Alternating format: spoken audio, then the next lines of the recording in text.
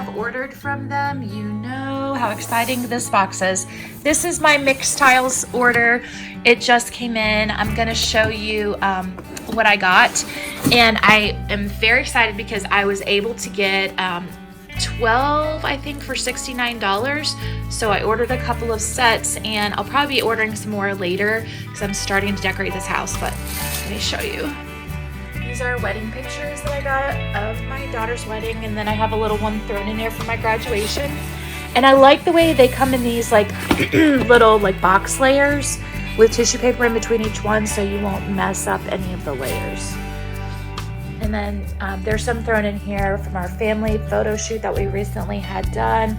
I'm taking a few of them out. I already have this one of Joe and I out, and I'm taking a few out that I could put up in our bedroom. I just want a little something. I have this blank wall, and I just want a little something there. So that one I like a lot.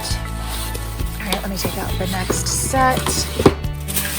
I want to make sure I don't scratch anything, so I'm going to layer these outside the box while I'm looking. All right. So that's when we went on my graduation trip to Racine, Virginia, and I love that picture of my mom and I. I want to put that one up somewhere where I'm going to see it all the time because of everything she's going through right now. I just want like a happy reminder and something to look forward to again, you know, when she gets through everything. So that's it from our trip to the zoo, and that is also from our trip to the zoo. So I'm going to take this one out. I might take this one out too. I'm not really sure. This one I'm going to put in one of my bathrooms. I just love that. I'm trying to figure out, do I want that one in my guest bathroom or do I want that one in my bathroom where I'm going to see it every day? That's for my daughter's wedding.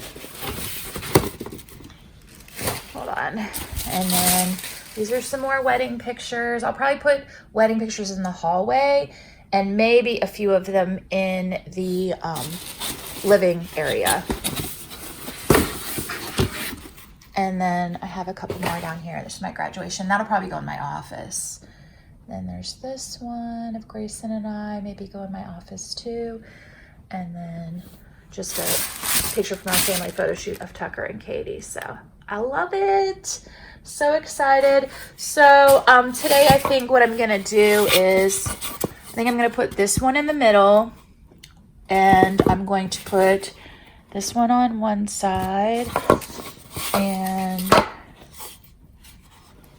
this one on the other side, maybe of us up over our bed possibly. I don't know. Still trying to decide if that's like, I'm careful about what pictures I put in our bedroom just because, you know, it's our individual space. I think that's what I'm gonna do. And then maybe this picture of Katie and Joe, like also in our room, but not over our bed. So that's kind of what I'm gonna do.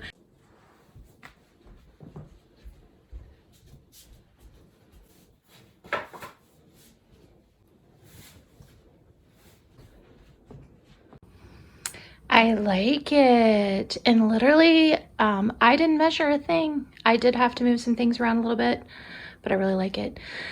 Now I'm gonna make the bed, make it look nice before Joe gets home, and put up a few more so that he will be surprised when he gets back for Valentine's Day.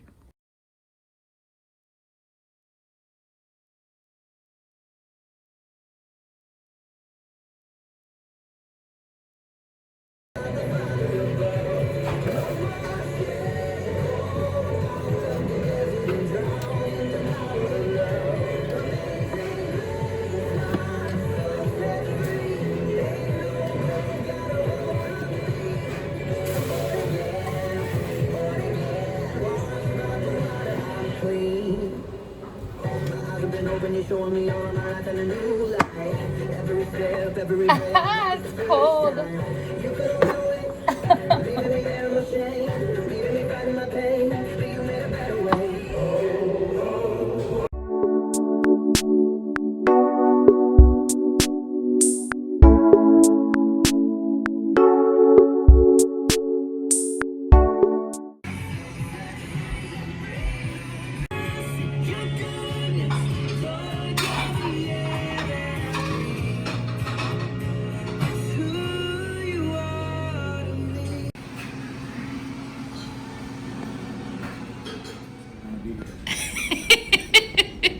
that the only reason? No. Yum. But it's a good one. Happy Valentine's Day.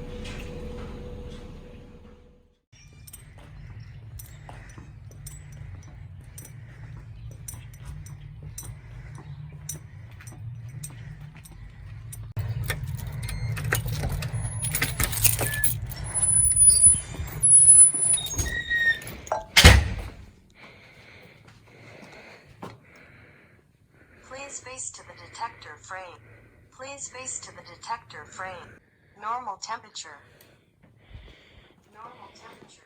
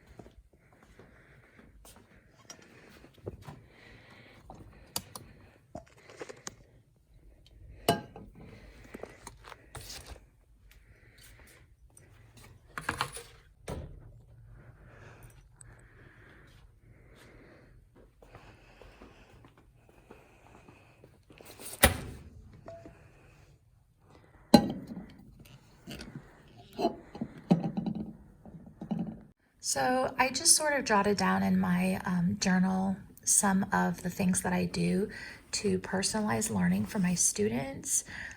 Our district is all about personalization, not just differentiation, but actually personalizing learning to specific student interests and needs and how specific students learn the best. So these are some of the things that I do. I use a lot of games in my classes. And I use that for practice, but I also use it for constantly formatively assessing. And then I use that information from the assessments to guide what I'm going to do next. I do so many hands-on things in my class. This is like my total philosophy of teaching is combining hands-on with forms of communication to help the students practice what they're learning by communicating with each other and in writing, through reports, all different kinds of things like that. I think that's like one of the best ways to activate student long-term retention and memory.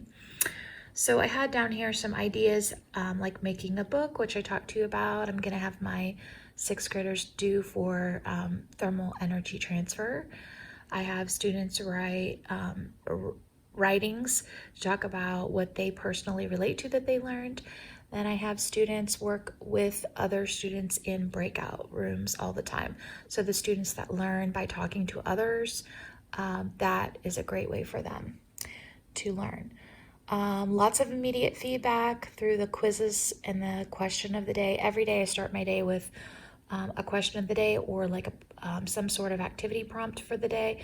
When they get in, it's like their warm up or a bell ringer, and that is going to activate student thinking, get them like in the right frame of mind for what we're learning, and help me see where they're at with the material. I like to give options for projects, especially since we've been doing remote learning. Some of our students don't have access to the same resources or materials. So I'll say you can make something with, whatever you find lying around the house. Like one time I did an activity where they were doing density towers, and I had students literally like go in the refrigerator and pull out condiments, whatever they happen to have in their refrigerator, and layer them to see which ones were the most dense and how they would settle. And they took photographs of those and submitted them to me. So, that gives them different options. It's like whatever you have, you can use what you have. I did the same thing recently with my egg drop project. Students had to design a container to protect an egg when they dropped it, and we were using that to study like force and mass and acceleration, kinetic and potential energy. so students were able to use the materials that they personally had on hand. I like to give students independent work that is geared towards the way that they learn best. I'll have different types of practice activities that students do. And I use like a universal design model. Instead of giving all these different assignments, I just rotate through the types of assignments that I give. So all the students experience the different types of assignments at some point in time. But then if a student is having difficulty, then I'll go back to the one that they seem to take to the best to help them with remediation. I do often assign must-dos and may-dos, so I'll give them a list of things they need to complete, and then if they get done early, then they have optional things like online gaming that relates to what we're learning, things like that.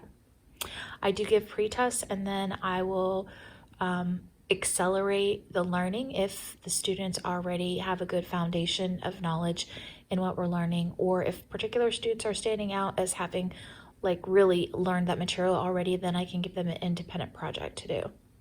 I like to do a lot of modeling of problem solving, talking students through my thinking and helping them become better scientific thinkers works very well in not just my subject, but any subject.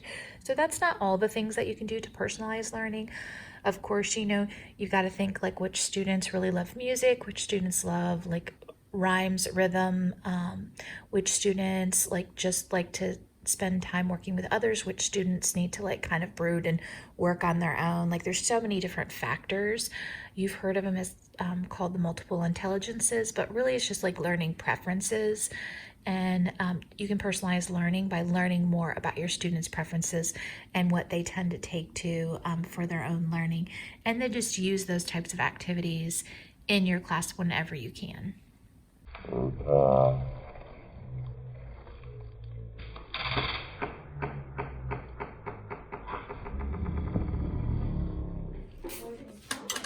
Did it work? Nah. There it is.